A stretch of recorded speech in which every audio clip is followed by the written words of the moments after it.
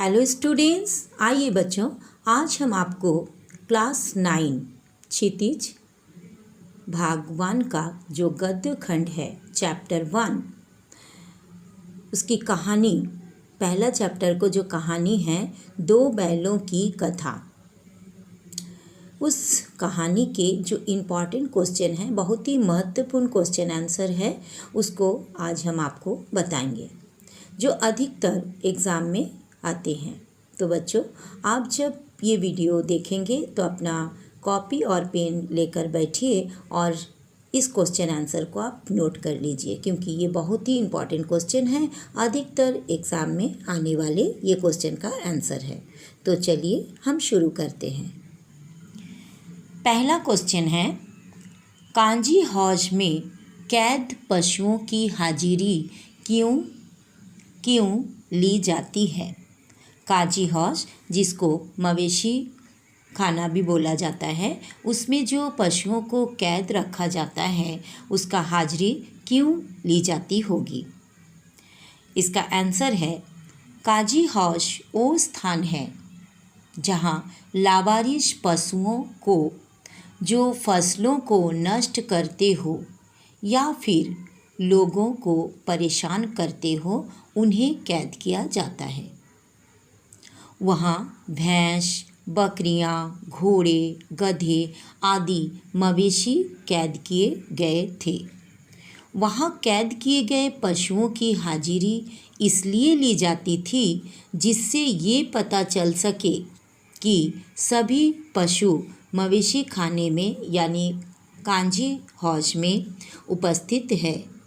हाजिरी लेकर ये पता लगाया जाता था कि कहीं कोई पशु भाग तो नहीं गया।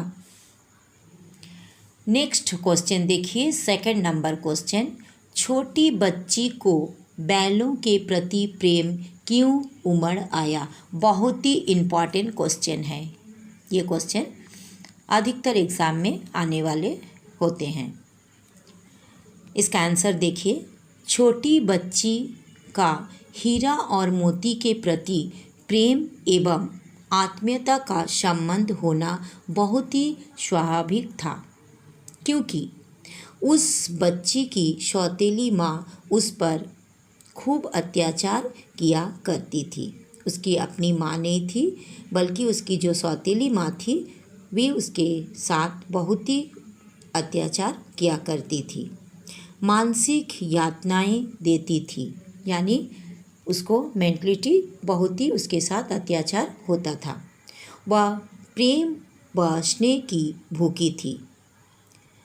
बच्ची दोनों बैलों की व्यथा एवं आंतरिक पीड़ा को भावनात्मक धरातल पर समझती थी, क्योंकि उसका जो अपना माँ नहीं थी और जो सौतेली माँ थी वो बहुत ही उसके ऊपर अत्याचार करती थी, इसलिए वो दूसरों का भी जो दर्द है वो समझती थी।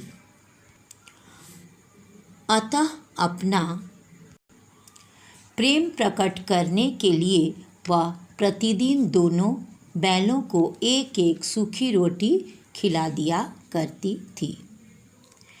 नेक्स्ट क्वेश्चन देखिए, थर्ड नंबर, कहानी में बैलों के माध्यम से कौन कौन से नीति विषयक मूल्य उभर कर आए हैं? बहुत ही इम्पॉर्टेंट क्वेश्चन है।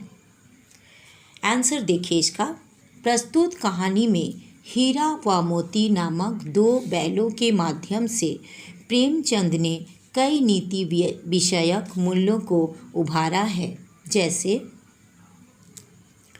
पहला पॉइंट देखिए, क नंबर, मोती जब बच्ची की माँ को मारना चाहता है तब हीरा के कथ्य द्वारा समाज में नारी जाति के प्रति आदर व सम्मान का भाव दृष्टिगत होता है। नेक्स्ट देखिए, ख नंबर पॉइंट, हीरा और मोती की मित्रता के माध्यम से लेखक ने बताना चाहा है कि सच्चा मित्र वही है जो संकट आने पर एक दूसरे का साथ दे। हीरा और मोती भी विपत्ति आने पर एक होकर उसका सामना करते हैं। नेक्स्ट देखिए ग नंबर पॉइंट, हीरा और मोती के 2 बार गया के पास भागकर अपने स्वामी के पास आने में स्वामी भक्ति की भावना का आभास मिलता है। और नेक्स्ट पॉइंट देखिए, घ नंबर, काजी हौस में कैद अन्य पशुओं को आज़ाद कराने में तथा सींग मारकर गधों को बाहर करने में परोपकार की भावना दिखाई पड़ती है। और लास्ट पॉइंट अंगा नंबर में देखिए, हीरा और मोती के इस कथन में कि जिन पशुओं को हमने स्वतंत्र कराया है वो भी हमें आशीर्वाद देंगे, इस कथन द्वारा ईश्वर के प्रति आस्था व विश्वास का भाव उमड़ता है। नेक्स्ट क्वेश्चन देखिए, 4th नंबर, प्रस्तुत कहानी में प्रेमचंद के गधे की किन स्वभावगत विशेषताओं के आधार पर उसके प्रति रूढ़ अर्थ मूर्ख का प्रयोग ना कर किस नए अर्थ की ओर संकेत किया है? उत्तर देखिए, प्रायः लोग गधे को रूढ़ अर्थ मूर्ख के संदर्भ में प्रयोग करते हैं, अर्थात अधिकतर लोग प्रायः जो मूर्ख होते हैं उसको गधा कहकर पुकारते हैं। पर लेखक ने गधे की स्वभावगत विशेषताएं बताते हुए उसे सीधा और सहिष्णु की वजह से उसे यह पदवी दी गई है। गधे में तो वे सभी गुण पराकाष्ठा को पहुंच गए हैं जो ऋषि मुनियों में अपेक्षित माने जाते हैं। 5 नंबर क्वेश्चन देखिए, बहुत ही इम्पॉर्टेंट क्वेश्चन है। सच्चे मित्रों की क्या पहचान होती है? क्या हीरा मोती सच्चे मित्र हैं? आंसर देखिए, सच्चे मित्र आपस में खूब घुल मिलकर रहते हैं। जो सच्चे मित्र होते हैं वे आपस में खूब घुल मिलकर रहते हैं। वे कभी कभी आपस में ढोले धप्पा, शरारत या कुलेल क्रीड़ा भी करते हैं। ढोल धप्पा इसका मतलब आपस में थोड़ा सा ढकला ढकली, कुश्ती, मजाक, शरारत। कुलेल क्रीड़ा मतलब, कुलेल क्रीड़ा का मतलब क्या होता है? थोड़ा खेलना, आपस में कल्लोल खेल करना आदि आपस में क्या करते हैं? ये सब आपस में जो अपने मित्र होते हैं वे आपस में हंसी मजाक थोड़ा करते हैं। इससे उनका प्रेम बढ़ता है। इससे क्या होता है? आपस में प्रेम बढ़ता है। वे गहरे मित्र बनते हैं। प्रेमचंद के शब्दों में इसके बिना दोस्ती कुछ फुसफुसी, कुछ हल्की सी रहती है जिस पर कुछ विश्वास नहीं किया जा सकता। नेक्स्ट क्वेश्चन देखिए, 6 नंबर, उस एक रोटी से उनकी भूख तो क्या शांत होती, पर दोनों के हृदय को मानो भोजन मिल गया। आशय स्पष्ट करें, इसका अर्थ बताइए।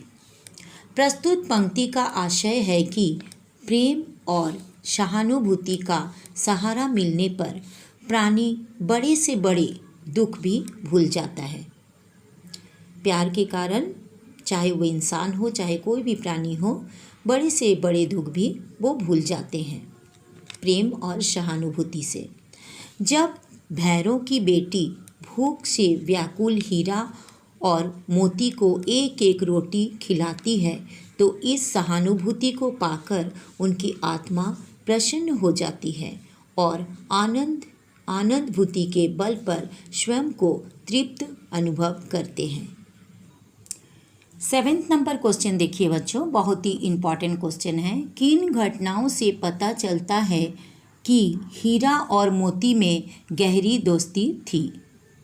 आंसर देखिए, निम्नांकित घटनाओं से पता चलता है कि हीरा और मोती में गहरी मित्रता थी। पहला पॉइंट देखिए, का नंबर, दोनों एक दूसरे को चाट कर और सूंघ कर अपना प्रेम प्रकट करते। कभी कभी दोनों सींग मिला लिया करते थे। ख नंबर पॉइंट देखिए, दोनों बैल हल या गाड़ी में जोते जाने पर यही चेष्टा करते थे कि ज़्यादा से ज़्यादा बोझ उसी के गर्दन पर रहे। मतलब इतना दोनों में प्यार, दोनों बैलों में, कि एक जन सोचता कि मेरा ऊपर ज़्यादा बोझ पड़े और दूसरा भी यही चीज़ सोचता था कि मेरा ऊपर ज़्यादा बोझ पड़े।